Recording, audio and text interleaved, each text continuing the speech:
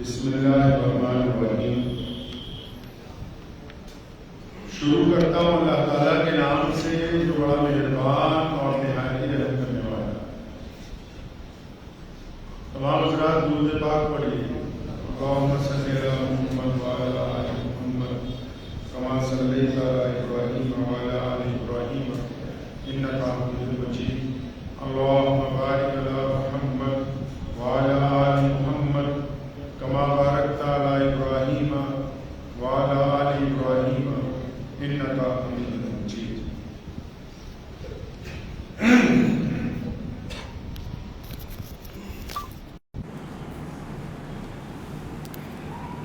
ناموس محمد عربی پر صلی اللہ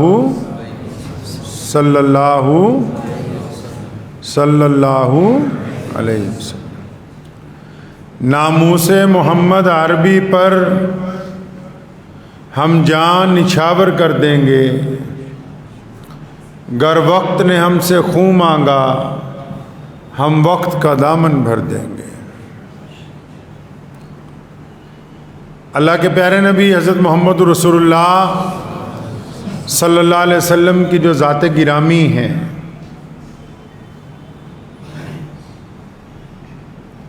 یہ پوری کائنات کے لیے ابد سے ازل تک قابل احترام ہے۔ اس ہفتے حیدرآباد میں ایک ایم ایل اے ٹی راجہ نام کے شخص نے نعوذ باللہ حضور صلی اللہ علیہ وسلم کی شان میں بے ادبی کی کوشش کی۔ اس سے پہلے بھی کچھ لوگوں نے تو گستاخوں کے متعلق کچھ کہہ دینا وہ الگ بات، لیکن اس بات پہ بھی غور کرنا ضروری ہے کہ بار بار پوری دنیا کے الگ الگ ملکوں میں یا ہمارے ملک میں اللہ کے پیارے نبی حضرت محمد رسول اللہ صلی اللہ علیہ وسلم کی ہی شان میں کیوں گستاخی کی کوشش کرتے ہیں؟ دنیا میں تو اور بھی بہت سے لوگ ہیں نا، ایسا کیوں ہوتا ہے کہ کبھی فرانس کے کچھ لوگ کارٹون بنانے کی کوشش کرتے ہیں، کبھی کچھ لوگ نعوذ باللہ حضور صلی اللہ علیہ وسلم کی ازواجی زندگی پر نعوذ باللہ اعتراض کی کوشش کرتے ہیں، تو اس کی وجہ بھی معلوم ہونی چاہیے، وجہ پتہ کرنی چاہیے بھی ایسا ہے کیوں۔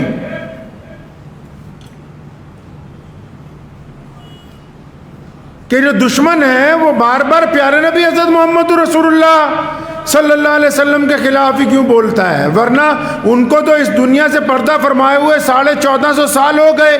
اب ان کے جو نائبین ہیں، جو مسلمانوں کے امام ہیں، مسلمانوں کے قائد ہیں، الگ الگ مسلمانوں کے لیڈران ہیں، ان کی زندگی کے اوپر تو کوئی نہیں بولتا۔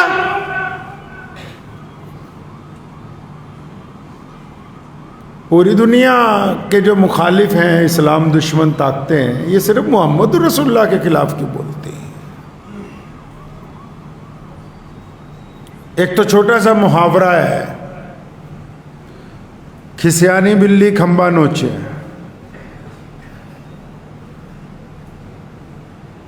اس محاورے کو ذہن میں رکھ کے آپ میری اس گفتگو کو سنیں۔ نبی علیہ الصلوۃ والسلام کے خلاف کیوں بولا جاتا ہے؟ دو طریقے سے بولا جاتا ہے۔ ایک تو وہ جو بے بس ہو جاتے ہیں۔ اب یہ نہ سمجھا کریں کہ پوری دنیا میں اگر کوئی محمد رسول اللہ صلی اللہ علیہ وسلم کے خلاف بول رہا ہے تو وہ بہت بڑی بہادری کا کام نہیں کر رہا، وہ بزدلی کا اظہار کر رہا ہے کہ میرے بس میں اور کچھ ہے ہی نہیں اس کے علاوہ۔ یہ بے بسی کی علامت ہے۔ اس میں بھی دو طرح کے لوگ ہیں، ایک تو وہ جو بالکل بے بس ہیں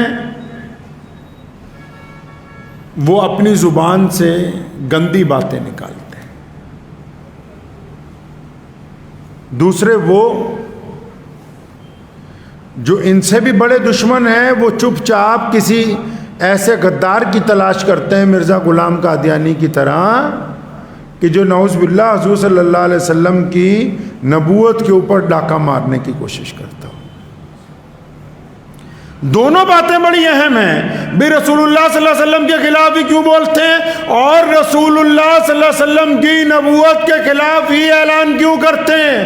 نبی تو 1,24,000 آئے، کسی نے آج تک یہ کیوں نہیں کہہ دیا کہ میں ابراہیم علیہ السلام کا نائب بنا ہوں، یا عیسیٰ روح اللہ کا نائب بن کے آیا ہوں، یا موسیٰ کلیم اللہ کا نائب بن کے آیا ہوں. بار بار تاج ختم نبوت جو محمد الرسول اللہ کے سر پر سجایا گیا، اور بار بار دین محمد جو محمد الرسول اللہ کو عطا کیا گیا، اسی کے خلاف سازش کیوں ہوتی ہے. جب تک اس بات کو سمجھیں گے نہیں، آپ کو پتہ ہی نہیں لگے گا کہ یہ معاملہ ہے کیا.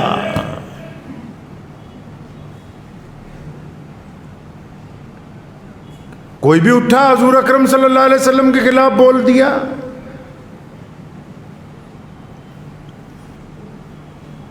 اس بات کو دیکھنے کے لیے ہمیں 1450 سال کے پہلے جو دنیا تھی وہاں اس کی منظر کشی کرنی ہوگی، پیچھے جانا ہوگا. کیونکہ دنیا میں قانون دو ہی ہیں، تیسرا نہیں ہے. ایک انصاف ہے، ایک ظلم ہے، ایک سچائی ہے، ایک جھوٹ ہے، ایک ایمانداری ہے، ایک بے ایمانی ہے. بس دو ہی قانون ہے دنیا میں، تیسرا نہیں ہے. پیچھے چلتے ہیں 1450 سال پہلے. مکہ ہے، مکہ مکرمہ کی زمین پر ایسے لوگ رہتے ہیں کہ بیٹی پیدا ہوتی ہے تو اس کو ریت میں دبانے کے لیے جاتے ہیں کہ کل کو کسی کو داماد بنانا پڑے گا.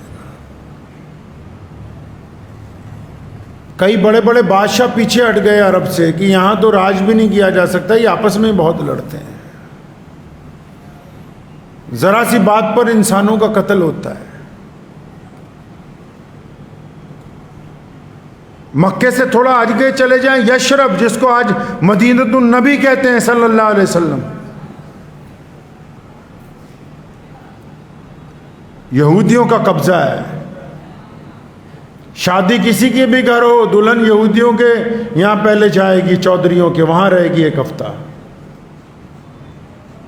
ظلم ہے، لوگ روتے ہیں، بے بس ہیں.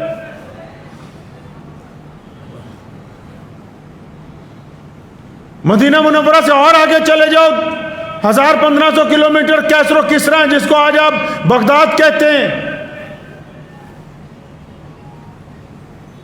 بادشاہ ہیں، فوج بنائی ہوئی ہے، لیکن غریب لوگوں کو، کھیت مزدوروں کو، عام لوگوں کو اجازت ہی نہیں کہ وہ شہر میں آ جائیں. عبادت گاہیں ہیں ان کے پاس، مکے میں بھی عبادت گاہ ہے. ابو جہل کیونکہ اپنے آپ کو کہتا کہ میں بڑے اونچے خاندان کا ہوں، عتبہ کہتا میں بڑے اونچے خاندان کا ہوں. بلال کیونکہ کالے ہیں، حبشی ہیں، اس لیے ابو جہل، عتبہ اور ولید تو بیت اللہ میں جا سکتے ہیں، بلال بیت اللہ میں نہیں جا سکتا. رضی اللہ تعالیٰ. کیسر و کسرا سے اور آگے چلے جائیے، تاشقند میں جائیں، بخارا میں جائیں، افریقہ میں چلے جائیں، سرکاریں ہیں، لیکن کام کیونکہ کچھ نہیں ہے، انڈسٹری کوئی نہیں ہے. تو انڈسٹری کیا بنائی؟ گاؤں دیہات میں جا کے غریب لوگوں کو پکڑ کے لاتے ہیں، لوہا گرم کر کے ان کی گالیں داغتے ہیں دونوں طرف سے، پھر پیروں میں بیڑیاں پہنا کے بازار میں آواز لگتی ہے غلام خرید لو. لڑکیاں، لڑکے، بوڑھے، مرد، عورتیں، بچے بیچے جاتے ہیں بازاروں میں.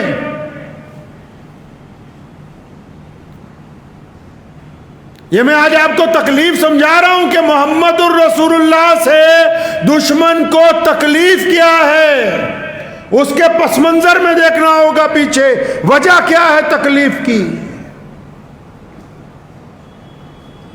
ساری دنیا تو نہیں حضور اکرم صلی اللہ علیہ وسلم کے خلاف نعوذ باللہ بولتی، گنتی کے چند لوگ ہیں، تب بھی چند لوگ تھے، آج بھی چند لوگ ہیں، لیکن افسوس کی بات یہ ہے کہ وہ چند لوگ تب بھی اپنے آپ کو طاقتور سمجھتے تھے، آج بھی یہ چند لوگ اپنے آپ کو طاقتور سمجھتے ہیں۔ اب ان کی ناراضگی کی وجہ کیا ہے، اس وجہ کو سنیے۔ آج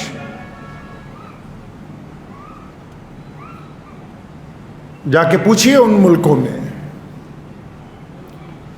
بادشاہ کے بچوں کو کھیل دیکھنا ہے،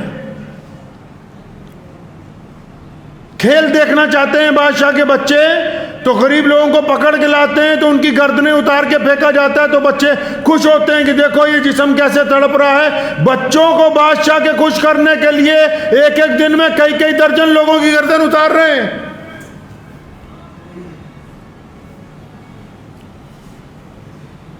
یہ دنیا کے اس وقت کے حالات ہیں جب محمد رسول اللہ بھی آئے نہیں تھے۔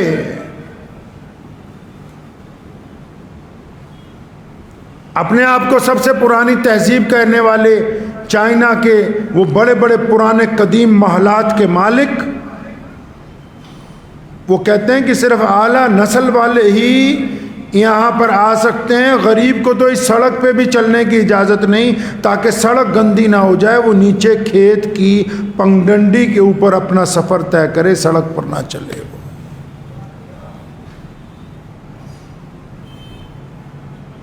ایک کنویں سے دو رنگ اور نسل کے لوگ پانی نہیں پی سکتے تھے، اجازت نہیں، بھوکے مر جاؤ، پیاسے مر جاؤ، لیکن ایک کنویں سے جس میں کوئی بڑے لوگ پانی پیتے ہیں، اس سے غریب کا بچہ اگر پیاسا بھی ہو وہ مر جائے، لیکن اس کنویں سے وہ پانی پی نہیں سکتا۔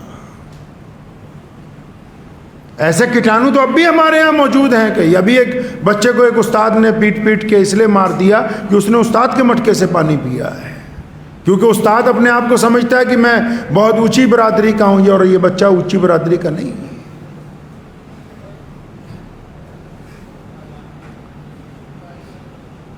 نبی علیہ الصلوۃ والسلام کے آنے سے پہلے کھیت میں جو مزدور کام کرتا ہے وہ اگر روٹی مانگتا ہے اپنے مالک سے، مالک روٹی نہیں دیتا، اور وہ ہمت کر کے، کوئی ایک آدھا ہمت والا بندہ ہوتا ہے، کوئی سوجوان بندہ ہوتا ہے، وہ ہمت کر کے اگر کوتوال تک جاتا ہے اور کہتا ہے میرا مالک مجھے کھانا نہیں دیتا، تو کوتوال اس کو تحریری طور پر لکھ کے بتاتا ہے کہ کیونکہ تم غریب ہو، تمہاری نسل غریب ہے، تمہارا رنگ کالا ہے، تم تو انسانوں کی کیٹیگری میں آتے ہی نہیں ہے، تمہارے مالک کی مرضی تمہیں کھانا دے یا نہ دے، ہم اس میں کچھ نہیں کر سکتے۔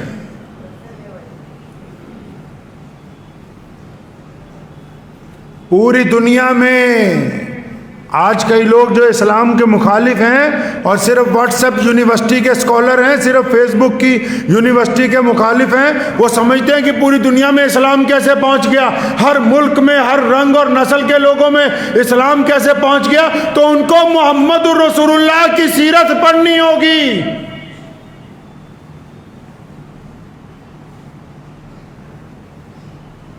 صرف خنجر ہی نہیں، آنکھوں میں بھی پانی چاہیے، دشمن بھی ہم کو خاندانی چاہیے۔ محمد رسول اللہ صلی اللہ علیہ وسلم کی تاریخ پڑھنی ہوگی۔ دنیا سسک رہی تھی، تڑپ رہی تھی دنیا۔ پہلے بھی دو ہی لوگوں کی لڑائی تھی، سرمایہ داروں کی اور غریبوں کی۔ آج بھی جو پاورفل ہے وہ پیسے نہیں مارتا اپنے ملازم کے، جو طاقتور کرسی پہ بیٹھا ہے وہ نیچے والوں سے اپنی ناراضگی کی وجہ سے زیادتی نہیں کرتا ہے۔ جو زیادہ دولت مند ہے وہ غریب کی بیٹی کی عزت سے کھیلنا نہیں چاہتا ہے۔ جس کے پاس پاور زیادہ ہے وہ اپنی مرضی کے مطابق دنیا کو چلانا نہیں چاہتا ہے۔ ایسا ہی تب تھا، لیکن آج اس اندھیری دنیا میں جو روشنی کی کرن پھوٹی اور کروڑوں لوگ اپنی مرضی سے جو اپنی زندگی گزار رہے ہیں، اگر اس کا بہت بڑا انعام اور اس کا بہت بڑا اگر یہ کہیں کہ کارنامہ اور اس پوری دنیا کو آزادی کا اگر کسی کے ہاتھ میں علم ہے تو ہمارے پیارے نبی حضرت محمد رسول اللہ صلی اللہ علیہ وسلم۔ ابو جہل کیا کہتا ہے کہ محمد صلی اللہ علیہ وسلم کو کہہ رہا ہے کہ ہم تو تمہاری برادری کے ہیں، تمہارے علاقے کے ہیں، یار ہم تمہارے ساتھ ہیں، لیکن تم یہ کیوں کہتے ہو کہ بلال کو ساتھ میں بٹھاؤ؟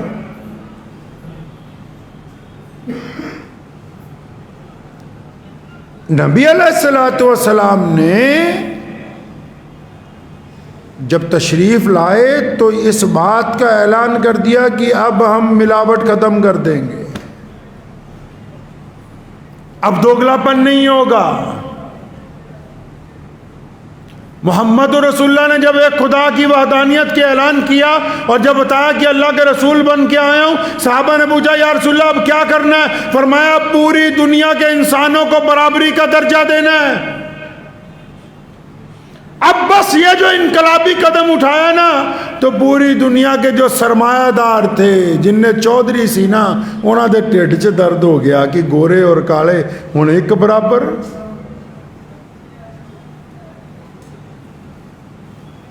ان کے پیٹ میں درد ہو گیا، صرف یہاں نہیں پوری دنیا میں۔ وہ کیا یہ کیسے ہو سکتا ہے کہ سارے انسان برابر ہو جائیں؟ تاریخ اٹھاؤ، آپ دنیا کی تاریخ پڑھو، اسلام کی نہیں، وشو کا اتہاس پڑھو۔ محمد الرسول اللہ صلی اللہ علیہ وسلم نے بنیاد رکھی انسانی برابری کی، محمد الرسول اللہ نے بنیاد رکھی انسانی مساوات کی، محمد الرسول اللہ نے بیٹی کو اللہ کی رحمت بتایا، محمد الرسول اللہ نے اپنے مذہب میں رہتے ہوئے دوسرے کے مذہب کے احترام کا سلیقہ دنیا کو عطا کیا، محمد الرسول اللہ نے قاضی کی عدالت میں بیٹھ کر اپنے ہی ہم مذہب لوگوں کے خلاف حق اور انصاف کا فیصلہ سنا کے دنیا کو بتا دیا کہ دنیا جو ہے وہ انصاف پر چلنے والی ہے، ظلم کے اوپر چلنے والی نہیں ہے۔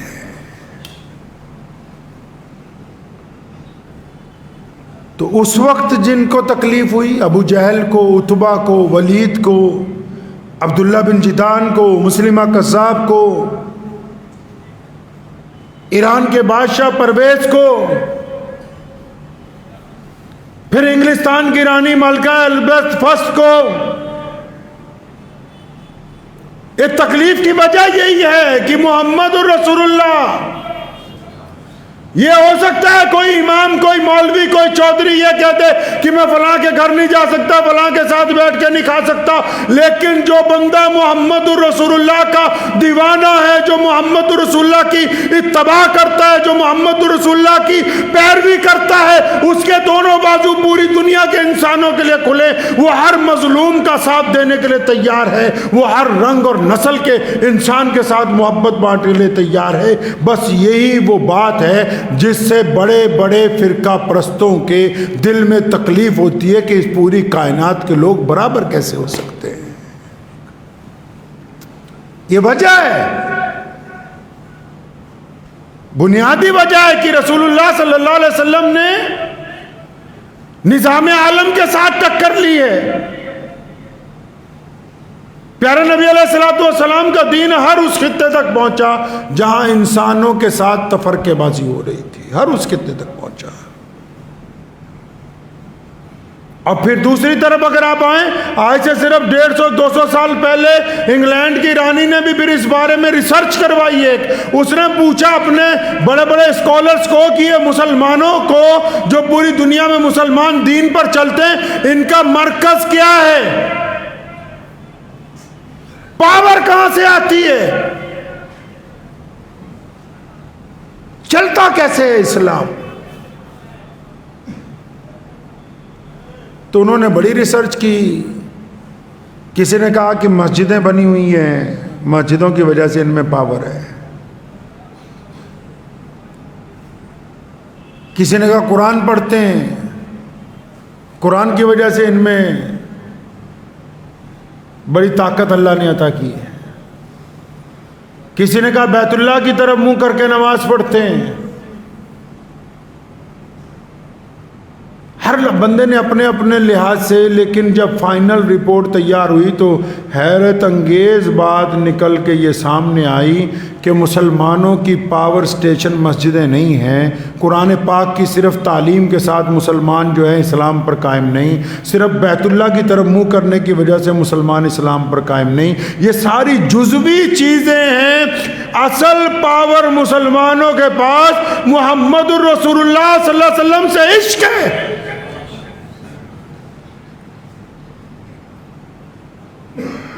کہا نا کسی نے نماز اچھی، روزہ اچھا، حج اچھا، زکوٰۃ اچھی، مگر میں باوجود اس کے مسلمان ہو نہیں سکتا نہ جب تک کٹ مروں میں خواجہ بطحا کی حرمت پر. خدا شاہد ہے کہ کامل میرا ایمان نہیں ہو سکتا. پتہ لگا کہ مسلمانوں کی تو رسول اللہ نے خود کہہ دیا تھا نا. صحابہ سے پوچھا کہ افضل مسلمان کون سے ہوں گے؟ صحابہ نے کہا یا رسول اللہ انبیاء. فرمایا وہ تو اللہ کے رسول بن کے آئے. پھر فرمایا ہم صحابہ. فرمایا تم تو میرے پیچھے نماز پڑھتے ہو. پھر فرمایا کہ کون سے لوگ افضل ہوں گے؟ صحابہ نے فرمایا یا رسول اللہ آپ بتائیں. فرمایا میرے صحابہ وہ لوگ جو ہمارے بعد، پھر ان کے بعد، پھر ان کے بعد دنیا میں آیا کریں گے.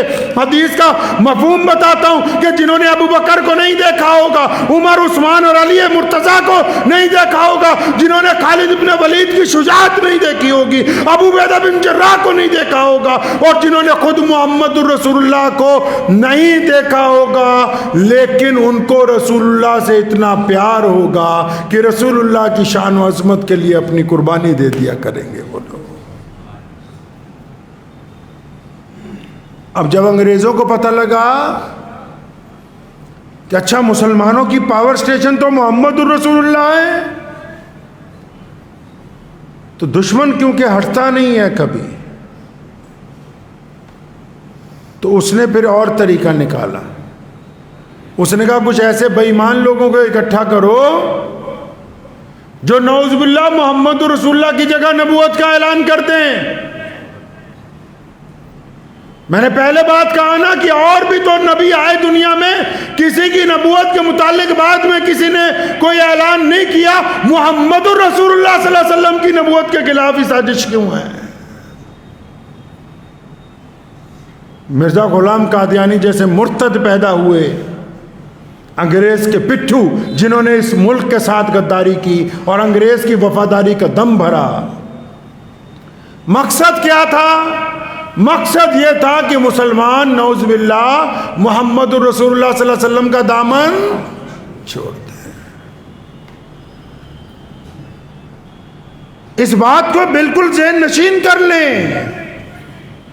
اگر دنیا میں کہیں گستاخی ہوتی ہے کوئی بہت بڑا کارنامہ نہیں ہے، ہر ایک بات پر ہمارے ایمان میں اضافہ ہوتا ہے. مسلمان اپنے نبی علیہ الصلوۃ والسلام کی ہو بہو اتباع کرتے ہیں. کیوں؟ کیونکہ ہماری رگوں میں جو خون چل رہا ہے، اس خون کے اندر محمد رسول اللہ کی محبت زندہ ہے. ہم اس وقت تک مسلمان ہیں جب تک ہم اپنے ماں باپ سے زیادہ، بھائی بہنوں سے زیادہ، اپنی مال سے، اپنی اولاد سے زیادہ اللہ کے پیارے نبی حضرت محمد رسول اللہ صلی اللہ علیہ وسلم سے عشق نہیں کرتے، اس وقت تک ہم مسلمان نہیں ہوں گے. اگر مسلمان ہیں تو اس کا مطلب ماں باپ سے بڑھ کر رسول اللہ سے پیار ہے، ماں باپ سے بڑھ کر رسول اللہ سے عشق ہے، اولاد سے بڑھ کر رسول اللہ سے عشق ہے. اللہ کے نبی صلی اللہ علیہ وسلم سے جو عشق کیا جاتا ہے نا، اس کی دلائل نہیں ہوا کرتی، باقی چیزوں کی دلیلیں ہوتی ہیں. عشق رسول پاک صلی اللہ علیہ وسلم کی دلیلیں نہیں طے کی جاتی. یہ اللہ تعالیٰ نے نظام بنایا کائنات میں. دونوں وجوہات ایسی ہیں. رسول اللہ کے خلاف بولا بھی اس لیے جاتا ہے کہ صرف رسول اللہ صلی اللہ علیہ وسلم ایک ایسی ذات ہیں جو پوری کائنات کے لوگوں کو برابری کا درجہ عطا فرماتے. رسول اللہ صلی اللہ علیہ وسلم کی نبوت کے خلاف بھی سازش اس لیے کی جاتی ہے کہ پورے اسلام میں صرف محمد الرسول اللہ ہی ہیں. جو دیوبندیوں کے بھی، بریلویوں کے بھی، شیعوں کے بھی، سنیوں کے بھی، انصاریوں کے بھی، پٹھانوں کے بھی، جتنے مرضی تم اسلام کے ٹکڑے کرنے کی بات کر لو، لیکن جب محمد الرسول اللہ صلی اللہ علیہ وسلم کا نام آئے گا، یہ 200 کروڑ مسلمانوں کے دل ایک ساتھ دھڑکیں گے، ان کی دھڑکن کو کوئی توڑ نہیں سکتا ہے، جتنے مرضی مسلک بنا لو۔ یہ رسول اللہ صلی اللہ علیہ وسلم کے ساتھ عشق کا تقاضا ہے۔ اور لوگ کیسے عشق کرتے ہیں مسلمان رسول اللہ سے، میں آپ کو ایک چھوٹا سا واقعہ سنا کے اپنی بات ختم کرتا ہوں کہ اہل ایمان جو ہیں وہ اتباع کیسے کرتے ہیں۔ ابو جہل کو بڑی چیڑ تھی کہ یار یہ ایمان مسلمان تو ایسے رسول اللہ کی اتباع کرتا ہے کہ میں نے کسی بادشاہ کے غلاموں کو بھی نہیں دیکھا۔ ارے لوگوں نے انسانوں کو غلام بنا کے بادشاہیاں کی، میرے رسول نے غلاموں کو انسان بنا کے بادشاہیاں عطا فرما دی۔ یہ فرق ہے دنیا کے حکمرانوں میں اور محمد الرسول اللہ میں۔ مسجد نبوی جب بنائی رسول اللہ صلی اللہ علیہ وسلم نے، ہر ایک 2-4 سال بعد اس کا دائرہ بڑھایا جاتا تھا۔ تو جب حضرت عمر فاروق خلیفہ بنے تو جو راستے مسجد نبوی کو آتے تھے ان راستوں میں جو پرنالے لگے ہوئے تھے، حضرت عمر فاروق بڑے عدل انصاف کے مالک تھے، مطلب ڈسپلن شکنی کسی کی برداشت نہیں کرتے تھے۔ مسلمانوں کے ایک سردار ہیں مکہ مکرمہ کے، علی بن سفیان رضی اللہ تعالیٰ عنہ، مسلمان ہوئے تو جہاں ان کا گھر تھا اپنے گھر کے آگے انہوں نے اینٹیں لگا کے بیٹھنے کی جگہ بنا لی سڑک پہ۔ عمر فاروق گزرے، دیکھا تو فوراً کارپوریشن والوں کو بولا توڑو اس کو۔ علی بن سفیان کی کوٹھی ہے، فرمایا نہیں، کسی کو اختیار نہیں کہ راستے کے اندر کچھ بنا لیں۔ تو مسجد نبوی کو جاتے تھے تو حضرت عباس رضی اللہ تعالیٰ عنہ جو صلی اللہ علیہ وسلم کے چچا ہیں، ان کا گھر بھی راستے میں آتا تھا۔ تو ان کے گھر کا جو پرنالہ تھا، پرانے دور میں پرنالے جو ہیں آگے کر کے لگے ہوتے تھے۔ یہ واقعہ میں آپ کو اس لیے سنا رہا ہوں کہ اس بات کو سمجھ لیں کہ اصل مسلمانوں کا ایمان محمد رسول اللہ کا عشق ہے۔ دنیا کیا کہتی کیا نہیں کہتی وہ بات کی باتیں یار، دنیا تو ہمیں اس لیے آج انسان مان رہی ہے کہ محمد رسول اللہ صلی اللہ علیہ وسلم نے ہمیں پستی سے نکال کے ہمارے سر پر عزت کا تاج رکھا ہے۔ یہ تمہیں کوئی انصاری صاحب، خان صاحب، میر صاحب، ڈار صاحب کہنے والا نہیں تھا۔ اٹھا لو تاریخ اٹھا کے، لوگ قریب نہیں پھٹکنے دیتے تھے انسانوں کو۔ یہ جتنی عزتیں دنیا کے اندر بانٹی گئی یہ محمد رسول اللہ صلی اللہ علیہ وسلم نے بانٹی۔ تو پتنالے میں سے جب پانی گرتا تھا بارش کے دنوں میں، جو لوگ نماز پڑھنے جاتے تھے ان کے کپڑوں پہ چھٹے پڑتے تھے۔ تو کچھ لوگوں نے شکایت کی عمر رضی اللہ تعالیٰ سے کہ حضرت عباس کا جو پرنالہ ہے اس میں سے پانی گرتا ہے اور کئیوں کے چھٹے پڑ جاتے ہیں۔ تو خلیفہ تھے مسلمانوں کے، جرت مند آدمی تھے، فرمایا پھر کیا بات ہو گئی، ابھی ٹھیک کر دیتے ہیں۔ اونٹ پر سوار ہو کے گئے اور عباس رضی اللہ تعالیٰ کے گھر کے باہر پتنالہ لگا ہوا تھا، اسے پکڑا، کھینچا، نکال دیا وہاں سے۔ ان کے گھر والوں کو بولا کہ گھر کی چھت کے 4 کونے ہوتے ہیں، ضروری تو نہیں کہ یہ سڑک کی طرف ہی رہے، اندر کی طرف لگا لو اس کو۔ عمر چلے گئے، حضرت عباس رضی اللہ تعالیٰ گھر پہنچے، لوگوں نے، محلے والوں نے بتایا خلیفہ آئے تھے، آپ کا پرنالہ توڑ گئے۔ یہ بات سننے کے بعد فرمایا کوئی بات نہیں، ابھی عمر خود آئے گا، اپنے ہاتھ سے اس کو لگائے گا۔ رسول اللہ کے چچا نے کہا کہ ابھی خود آئے گا، اپنے ہاتھ سے لگائے گا اسے۔ لوگ بڑے حیران کہ یہ کیسے ہو سکتا ہے، علی بن سفیان کی تو بیٹھک کے باہر کی اینٹیں تک اڑوا دی گئیں، یہ آپ کا پرنالہ تو بیچ سڑک کے پورے محلے کے بند کروا دیا، اکیلا آپ کا نہیں کروایا۔ مسجد میں گئے، نماز پڑھی، نماز پڑھ کے بات کرنا چاہتے تھے، خلیفہ خود ہی بول پڑے کہ وہ آج میں گیا تھا، آپ کا پرنالہ نکال دیا، اس کو کسی اور طرف نکال لیں۔ عباس رضی اللہ عنہ نے فرمایا عمر تم کیا سمجھتے ہو کہ میں اس بات کو نہیں سمجھتا کہ اس پرنالے سے جب پانی گرتا ہے تو اس کے چھینٹے پڑتے ہیں، میرے بھی کپڑوں پہ بعض اوقات پڑ جاتے ہیں جب بارش آتی ہے۔ تم کیا سمجھتے ہو کہ میں نہیں چاہتا تھا کہ اس کو تبدیل کر دیا جائے؟ عمر نے پوچھا پھر کیا کیوں نہیں؟ فرمایا جب میں مدینے میں آیا، ہم اپنا یہ گھر بنا رہے تھے، کالی کملی والے محمد رسول اللہ گزرے، اپنے چچا کو گھر بناتے ہوئے دیکھا، فرمایا لاؤ چچا میں پرنالا اپنے ہاتھ سے لگا دوں، فرمایا جو پرنالا تم اکھاڑ کے آئے ہو وہ محمد رسول اللہ نے اپنے ہاتھوں سے لگایا تھا۔ عمر رونے لگے، عباس رونے لگے، فرمایا پہلے کیوں نہیں بتایا کہ میرے آقا نے یہ پرنالا لگایا؟